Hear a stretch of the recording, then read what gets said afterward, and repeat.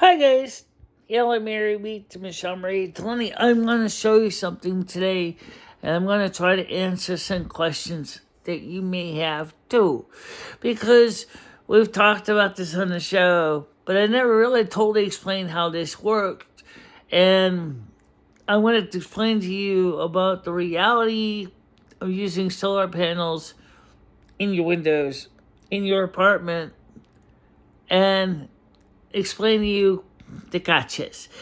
So let us begin with a simple explanation. All right, get up here.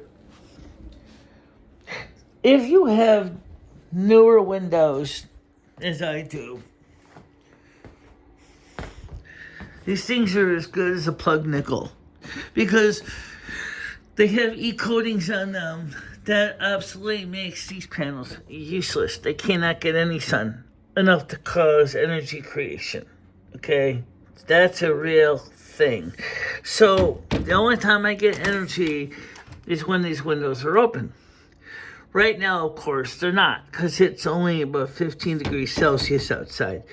So that means when it's hot, sticky, and I need airflow, I could open the panels and I got a fiberglass screen that technically doesn't block the sun, but right now it's also not the time of the day. It's also, my windows are in the west, and that means less sun because it's in the west. People ask me then, how in the hell do you use the solar and keep things running? And I'm going to show you. First of all, this is called a hybrid inverter, which means, as you can see in the diagram here, that it has several parts to the system. There's a mains feed, an AC input, and a battery, and then of course the solar panels charges both up the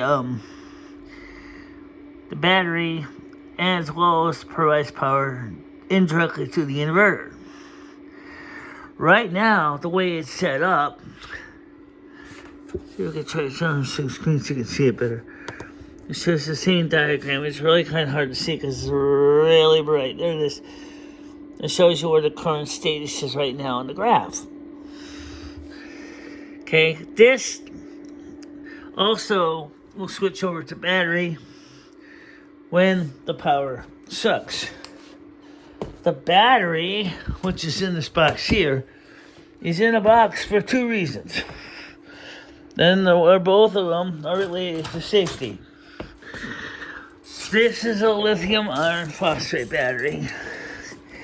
And the reason why it's in a box, let me just open it up, you can see it here, is to prevent anything metallic that could fall on top of the battery and short it.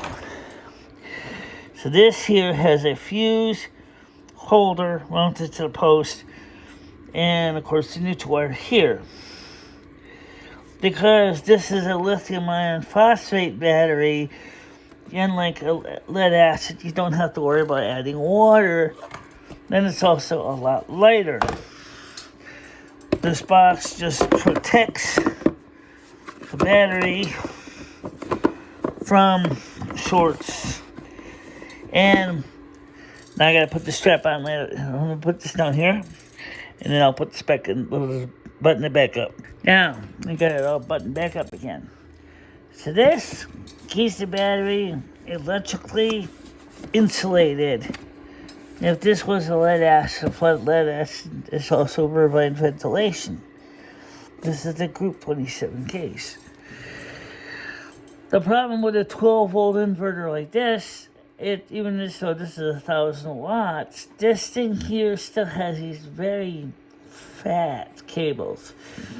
They originally suggested number 6 or number 4. I chose to go with number 2 AWG cables because these are going to pass more current if I ever decide to upgrade to a bigger size. These 2 wires are the ones that come in from the solar panels. This is the power that comes in from the mains. This is the one that goes out to the power plugs over here. And you can see this is the mains power here that plugs into here. And then we have a matching cable, which is down here somewhere. I never see it. Okay. Let's not mess up anything. So this is the cord that plugs into the all the stuff that's running in here. So what I set up right now is if the power fails, this will switch over to battery. When the window is open, the solar panel power comes in through here, and this will put, as best it can, about 50 watts of solar panel power into the system in an hour. So about 50 watts each hour. That's not very much. It's because the panel is one, it's not directly aimed at the sun. They're in the window. I found out the best way to work them is to wire them in parallel. I tried wiring them series for more voltage, low current. That didn't do me a lot of good because these panels get sometimes face shading problems. And the single battery, which is a 100 amp hour, will run the 1001 inverter for about 2 hours, unless it's using the sun itself. Now, if I had a place, this is what I want to talk to about the apartment renter's perspective for a minute. The truth is, if you're renting an apartment, you don't have the flexibility to go ahead and stick solar panels out in the yard. You don't necessarily have access to the roof. If you don't have access to a patio, or deck of your own use, you don't have access to that either. I have access to a patio or porch, but the problem is it faces north, which means it's as useless as tits on a bowl. Or is it? But I want to explain why I say that, because there is another option. Allow me to show you what I'm talking about. So let's go outside and take a look together. By the way, let me show you the new doors and stuff as well, since some people have asked me what the hallway looks like now. Rest you want to go anyway. So this is obviously the new outside door. So let's get a spin closer and right out in a second. And you'll see that they did repaint the hallways. These are all new doors now.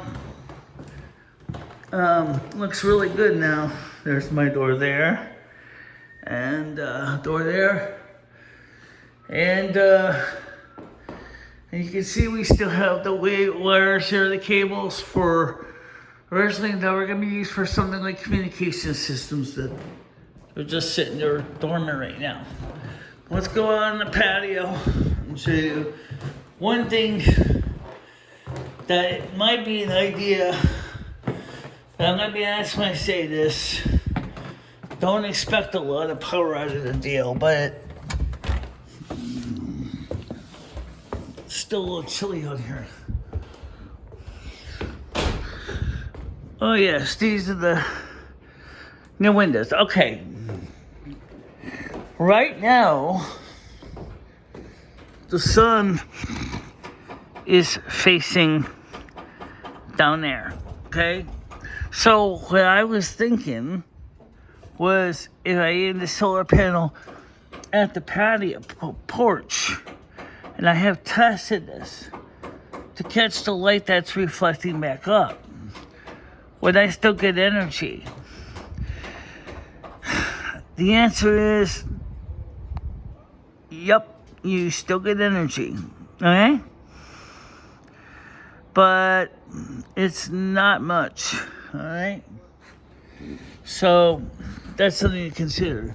So yeah, you can have energy that way if that's what you want to do, but it ain't gonna generate a lot. That way, let me open this door so the cat can come back in, since he's downstairs.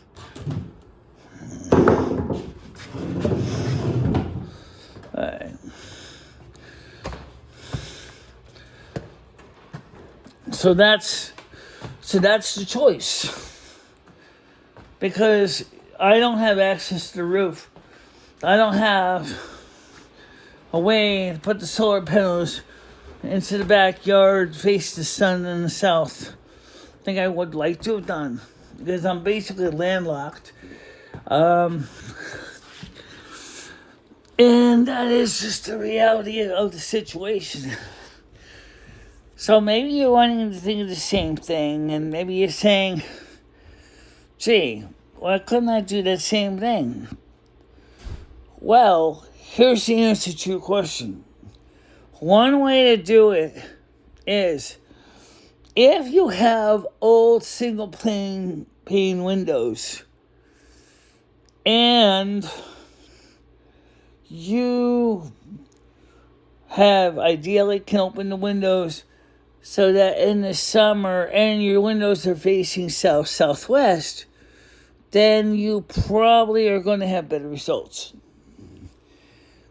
If you are in New England, even in the best cases, you're only going to get out of a 100-watt solar panel about 70 watts peak, tops. That's the best you can get. That's what several people in New England have demonstrated in the perfect setup.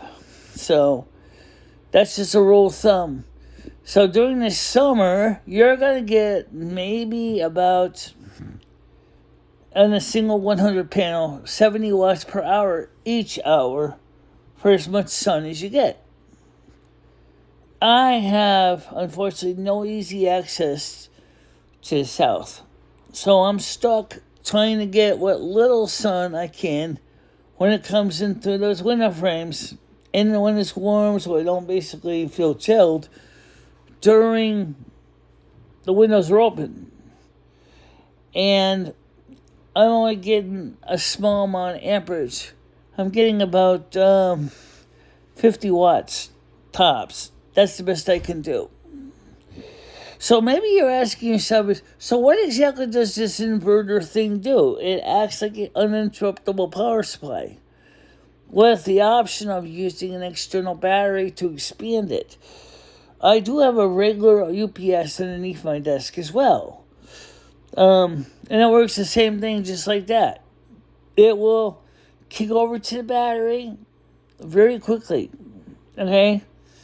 It keeps the computer running, or whatever I have hooked up to in this case. That is connected to my turntable, that is connected to my amplifier, and to the accessories on the desk, that big, long, fat cable going to the small little coffee table where the microphones are and the headphones are.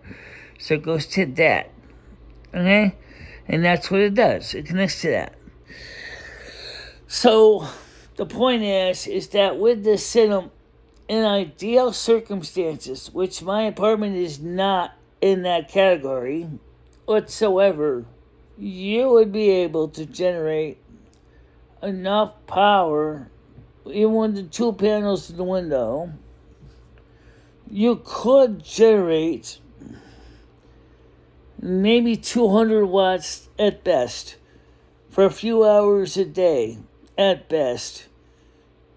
But for reasons that is kind of confusing to me, it doesn't quite work that way. Okay? And I have tried to understand how this would work better, but I have never had much luck. So, somebody say, what is the honest to God advantage of this system? As I said, it just serves as a UPS. You could have bought a regular UPS from American Power Conversion, but most of those don't have replaceable or expandable. Expandable, that's the magic word. Not replaceable, because these does have a replaceable 2 lead acid batteries, but they're not expandable out of the box. So if you want to put in 100 amp hour 24 volt lithium iron phosphate, it's not set for it out of the box. I don't even know if the charger can even bring it up to 14.6 volts. It might only bring it up to maybe about 13.6 or 13.8, which is a normal charge for lead acid. or an AGM lead acid. So that might be a problem. Okay. But on the other hand, it may work fine too. But this is also the reason why that thing is so darn heavy and so large is it's a low frequency inverter, which means that low RFI noise, low radio frequency interference. 2, much better for inductive loads like motors or transformers. And those 2 means that this is plugged into my stereo, no buzzing, no crazy humming, no need for super filters. It just doesn't need it. It just plugs in, does what it does, wham bam, thank you ma'am, power's on, records play, stereoing, that's great. That's what it does. But I paid $700 to build the setup. I don't have a problem with the setup, except that the solar panel performance, because of its location, is disappointing. This is a beautiful setup with built-in MPPT charge controller. I never had a problem with that. But if I was to move to a better area, say where I had south-facing windows, or ideally placed outside, I can mount the panel like a balcony, then I probably can get more current available.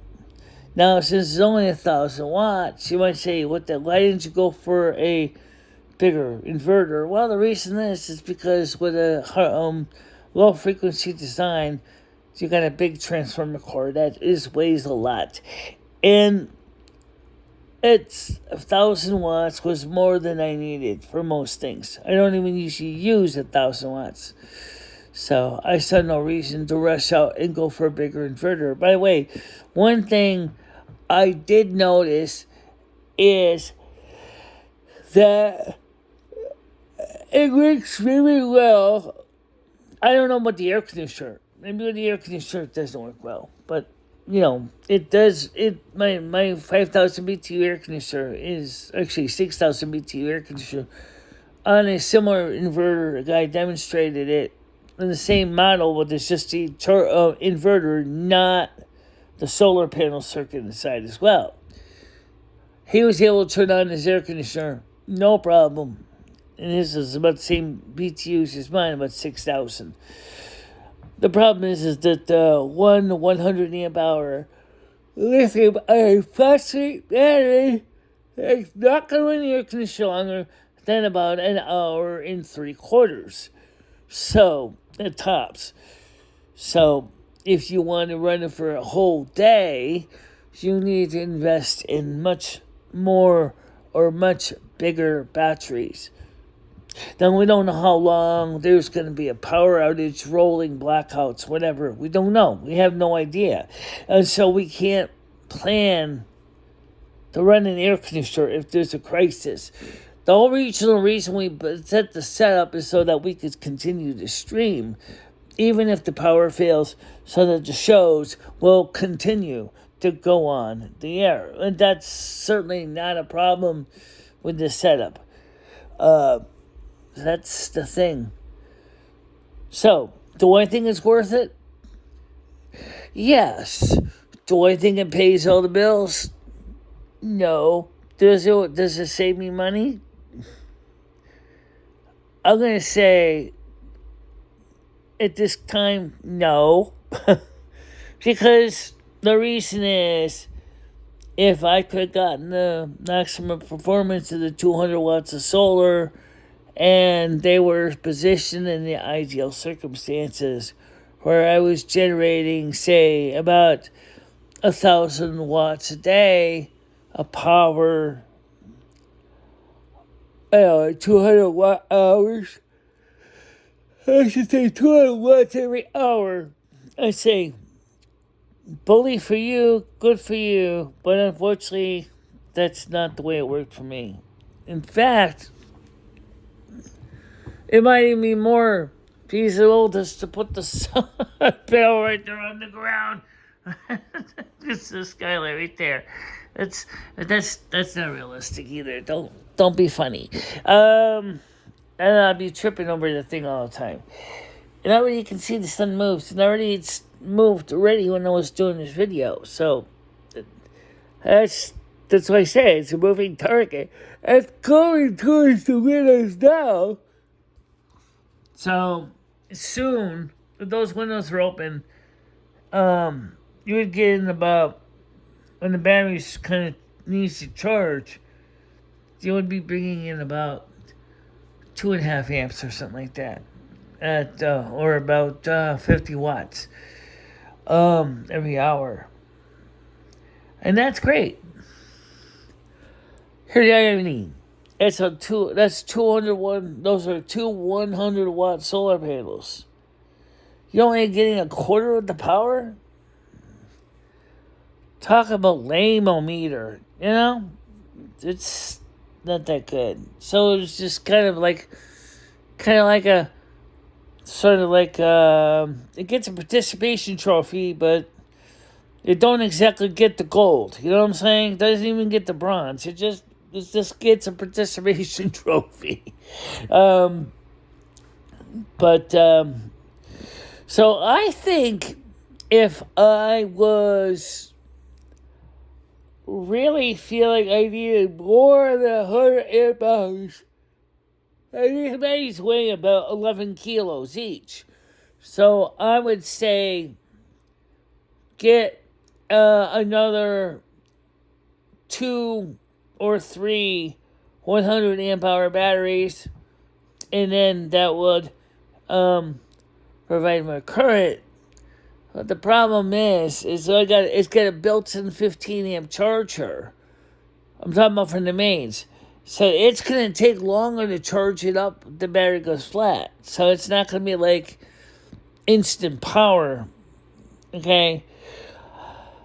But at least that way you can still put power in the batteries, because it has a built-in charger. So when it's on AC priority, if the AC goes out, okay, and it switches to battery, and let's say it's running on battery, say for like 4 hours, okay, and let's just say those 4 hours it's running the air conditioner, okay, so we're talking about one battery is about 1.5 to 1.25 air conditioners, all right, so 4 of them is going to be about 1.5, 3,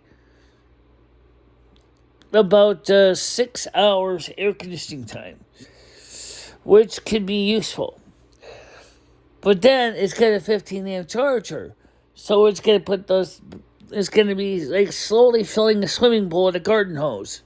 Basically, that's exactly what it'd be like. It'll be like filling your swimming pool with your garden hose. It will take time. It's not going to fill instantly. It is going to take a long time to fill a swimming pool with a garden hose. But people do. Ask anybody who has an above ground pool how long it takes to fill up a swimming pool with a garden hose. Never mind if that takes a while. I know, I used to have a landlord that had a swimming pool in the back that was above ground pool, and I knew it took him a while to fill the pool up with the garden hose.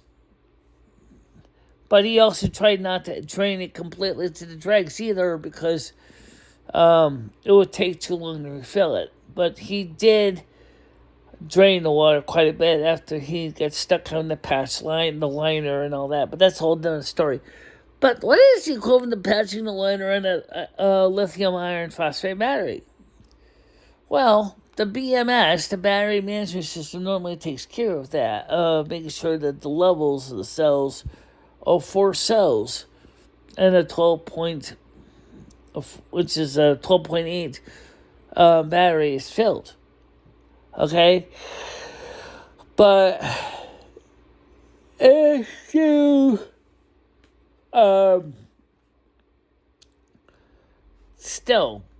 you still need to bring up to 14.6 volts for the BMS to make sure everything's in tip-top shape. I'm not going to get into the BMS stuff because that just I had a whole nother layer of complexity as this job. But so, in the right circumstances, which my apartment is not that, you could get the power entirely from the sun. You could easily, according to the instructions to this MPPT controller built into this device, could easily put 30 amps, 100 volts solar panels. That's like actually a little more than 3, but just say 3, because 19, and then of course you've got to have, if the temperature is really cold, the panels can actually generate more power. Go figure. But ideally, you could put about 3,000 watts of solar power into your solar panels, into your battery. Obviously, if you have at 30 amps, so figure this out. 3,000 watts. Each battery holds about 1,200 watts. Okay? So that means in 1 hour, you're filling a battery once. And then it starts to fill the battery 2, and battery 3, and battery 4. But where I live, that's what the built-in AC charger does. It doesn't solve anything. It just adds more layers of frustration to the whole equation. So, is this better than EcoFlow Jackery? In one sense, yes, because it's expandable. You can make it bigger or smaller as needs grow. You can add more batteries. You could take batteries away. You could replace the inverter with a bigger one. Whereas with something like a Blue Eddy or a Jackery or one of the other, I'm going to get it. The sealed enclosure means you have to use their proprietary accessories, and those cost more money. Whereas I can use more generic parts. Like that's just a generic lithium iron phosphate battery. Okay? It's not a special battery. Maybe if someone says to me, I got a whole bunch of flooded lead acids laying around. If I had flooded lead acids, I could have dropped them in the same place, into the same case. And never mind limitations to this. I'm just saying, if someone gave me a whole bunch of lead acids and said, hey, you got a use for them? I would have said, sure. Even though they're heavy, they can make hydrogen, and they could possibly cause a kaboom if some idiot happens to start smoking around them. But, or what if someone gave me a whole bunch of absorbent glass mats? Same deal. I could just go ahead, hook them up, and still get power. Whereas with a lithium, or what about the new sodium-ion batteries? The same deal. I can plug those into the same inverter, charge controller, charger, and this would charge up the sodium-ion battery as well. The Edison iron copper or iron batteries, I think this could handle that too, but again, you'd have to set the custom charge settings on the charge controller yourself, which it does. This thing is completely programmable. But for now, I think this has gone long enough of a chat. I hope this gives you an answer of what I feel about the setup. It definitely does work at keeping the lights on when the power fails. But getting enough power from the sun to make up for the loss of power, off-grid charging, no, because the location is just not the best setup for anything like that. But I do like it when I do get some power out of it, which is why in the summer it makes sense. You can open the window, let in the cool air, and you also get sun at the same time because of the new windows. All right, guys, for now, wish you luck. Bye-bye.